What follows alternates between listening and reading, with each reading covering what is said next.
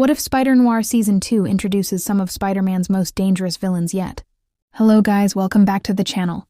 The first season of Spider-Noir may have wrapped up Ben Reilly's battle with Silvermane, but if you paid attention to the finale, it also left behind several clues that suggest much bigger stories are still waiting to be told. From a possible time jump toward World War II and the arrival of classic comic book villains to brand new mysteries that could completely change Ben's future, Season 2 has the potential to be even darker, bigger, and more ambitious than the first season. And honestly, some of the possibilities are absolutely wild. In today's video, we're counting down my 5 biggest predictions for Spider-Noir Season 2, including potential new villains, storylines inspired by the comics, returning characters, and the twists that could take this noir universe to the next level. Trust me, if even one of these predictions comes true, Spider-Noir Season 2 could be something special. So stick around till the end, because my number 1 prediction could completely change everything we know about the future of Spider-Noir. It's safe to say that when fans first heard Nicolas Cage voice Spider-Man Noir in Spider-Man Into the Spider-Verse, many immediately had the same reaction. This character deserves his own series.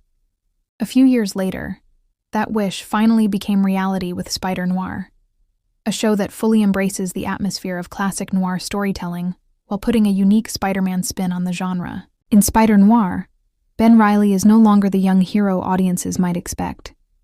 He's older, more experienced, and has largely left his days as a masked vigilante behind.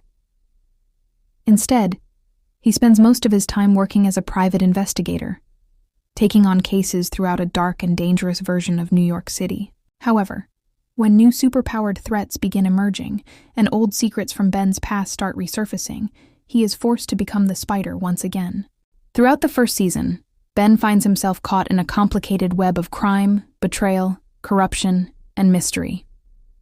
By the time the finale arrives, many of the major storylines are resolved, but the world of Spider-Noir still feels like it has countless stories left to tell. And fortunately, the creators seem to feel the same way. Showrunner Oren Uziel has already discussed the future potential of the series, explaining that one of the greatest strengths of a private detective story is how easily new adventures can begin. All it takes is a new client walking through the office door with a new mystery, a new problem, and a new case for Ben to solve. That approach gives Spider-Noir almost unlimited storytelling possibilities moving forward. Whether it's new villains, deeper comic book adaptations, larger historical events, or entirely original mysteries, the foundation is already in place for multiple future seasons. And with that in mind, let's jump into 5 of the biggest predictions for what could happen in Spider-Noir Season 2. One of the biggest predictions for Spider-Noir Season 2 is that it could move closer to the events leading up to World War II. The first season takes place in 1933, during the height of the Great Depression, a period when economic hardship affects nearly everyone in New York City. The series also spends a lot of time exploring the lasting consequences of World War I, particularly through the experiments performed on soldiers that ultimately created several of the season's superpowered villains. Because World War I played such a significant role in Season 1, it would make a lot of sense for Season 2 to shift its focus toward the growing tensions that eventually lead to World War II. Interestingly, this idea has already been hinted at by showrunner Oren Uziel. He has suggested that as the timeline moves forward from 1933, the series could begin exploring not only economic struggles, but also larger global conflicts that could provide a fascinating backdrop for future stories. Historically, the United States did not officially enter World War II until 1941.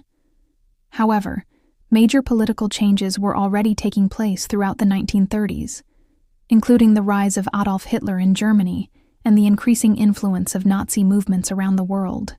That means Spider-Noir would not necessarily need to become a full war series. Instead, the show could gradually build tension by exploring espionage, political conspiracies, secret organizations, and growing international threats, while still maintaining its detective noir identity. This direction would also fit surprisingly well with Spider-Man Noir's comic history. In the Spider-Verse films, Spider-Man Noir even jokes about how much he enjoys punching Nazis, making the idea of Ben Reilly confronting fascist organizations in a future season feel like a natural progression for the character. If handled correctly, A World War II-era setting could give Spider-Noir a much larger scope, while still keeping the detective mystery elements that made the first season so successful. And honestly, combining classic noir storytelling with real historical events could create one of the most unique Spider-Man stories ever adapted to live action. One of the biggest predictions for Spider-Noir Season 2 is the arrival of Green Goblin as the show's next major villain. By the end of Season 1, most of the series' biggest threats have already been dealt with. Silvermane, played by Brendan Gleeson, is killed after spending the season building his criminal empire through the use of superpowered enforcers. Megawatt is also defeated during the finale, while Tombstone and Sandman survive but leave the city behind. More importantly, neither character seems to have any reason to continue fighting Ben Reilly after the events of the first season. Because of that, Season 2 will likely need an entirely new central antagonist. And when it comes to Spider-Man villains, few names are bigger than Green Goblin. In the Spider-Man Noir comics, Green Goblin is very different from the versions fans may recognize from other Spider-Man stories. Rather than being a wealthy businessman like Norman Osborn, the noir version is a terrifying crime boss connected to a traveling circus. This version of the character suffers from a reptilian-looking skin condition that gives him a disturbing appearance. In order to gain power and respect, he builds a criminal empire and surrounds himself with other dangerous circus performers who eventually become twisted versions of classic Spider-Man villains. One of the most disturbing examples is Vulture, who is portrayed as a cannibal in the noir universe. The introduction of Green Goblin would make perfect sense after Silvermane's death. With New York's criminal underworld suddenly lacking a leader, a major power vacuum now exists. History has shown that whenever one crime boss falls, another eventually rises to take their place. Green Goblin could easily step into that role, becoming the new kingpin of the city's criminal world, while introducing even more twisted noir versions of classic Spider-Man villains. Not only would this give Ben Reilly a larger threat than Silvermane, but it would also allow the series to explore some of the darkest and most disturbing elements from the Spider-Man Noir comics. And honestly, if Spider-Noir wants to raise the stakes for Season 2, Green Goblin feels like the perfect villain to do it. If Green Goblin doesn't end up becoming Spider-Noir Season 2's main villain, then Doctor Octopus could be the perfect alternative. After all, Doc Ock is one of Spider-Man's most iconic enemies and has a long history of challenging the hero across countless stories. More importantly, his Spider-Man Noir comic counterpart could fit perfectly with the darker direction Season 2 might take. In the Spider-Man Noir comics, Otto Octavius is portrayed very differently from the versions most fans know. He is a scientist born with physical disabilities, who eventually develops deeply hateful beliefs and aligns himself with extremist ideologies. After arriving in New York, he uses his scientific knowledge to conduct disturbing experiments, making him one of the most dangerous villains in the noir universe. The first season of Spider-Noir already explored the harsh realities of life during the 1930s. The series showed how prejudice and discrimination affected many people's lives, particularly through Robbie Robertson's experiences and the social divisions present throughout New York City. Because of that foundation, Season 2 could continue exploring these themes, while introducing Otto Octavius as a villain whose twisted worldview represents some of the darkest aspects of the era. A World War II backdrop would make this even more compelling. Although America had not officially entered the war yet, extremist movements and political tensions were already growing around the world. Spider-Noir could use Doc Ock to explore these historical realities while still delivering the mystery, action, and noir storytelling that made the first season so successful. Not only would Doc Ock provide a formidable intellectual challenge for Ben Reilly, but he could also become the most personal and dangerous threat the Spider has faced so far. And if Spider-Noir wants a villain capable of carrying an entire season on his own, Doctor Octopus may be the perfect choice. Another prediction for Spider-Noir Season 2 is that Ben Reilly could finally get a new love interest. From the very beginning of the series, we learn that Ben's life was shaped by tragedy. The woman he once loved was taken from him, and that loss pushed him away from being the Spider and into a much darker, more self-destructive life. Season 1 introduced Kat Hardy as the classic noir femme fatale. While there was clearly chemistry between her and Ben, their relationship was built on secrets, manipulation, and betrayal.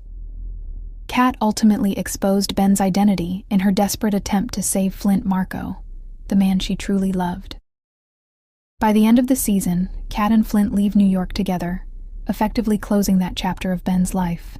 But that doesn't mean Ben's story is over. If Spider-Noir follows the spirit of classic detective stories, there's a good chance another mysterious woman could enter Ben's life in Season 2 and pull him into an entirely new case. One possibility is Gwen Stacy. In the Spider-Man Noir comics, Gwen hires Spider-Man to investigate her father's murder, setting off a dangerous chain of events.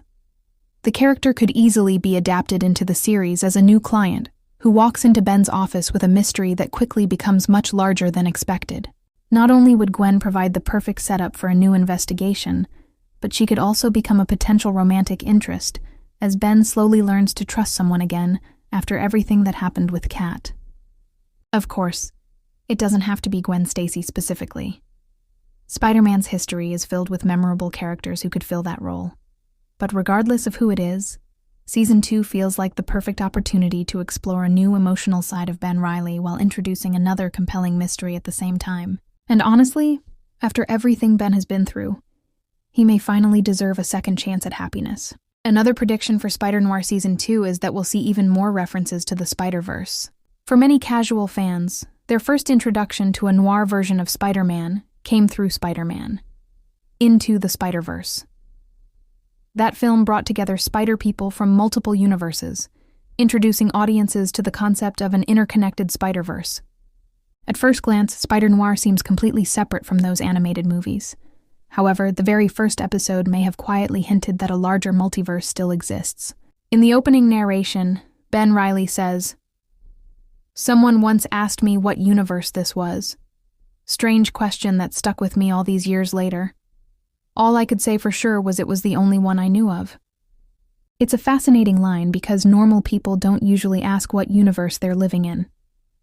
That immediately raises questions about who Ben was talking about and whether someone from outside his reality may have crossed his path at some point. Now, it's important to remember that this version of Spider-Noir is not the same character seen in Into the Spider-Verse.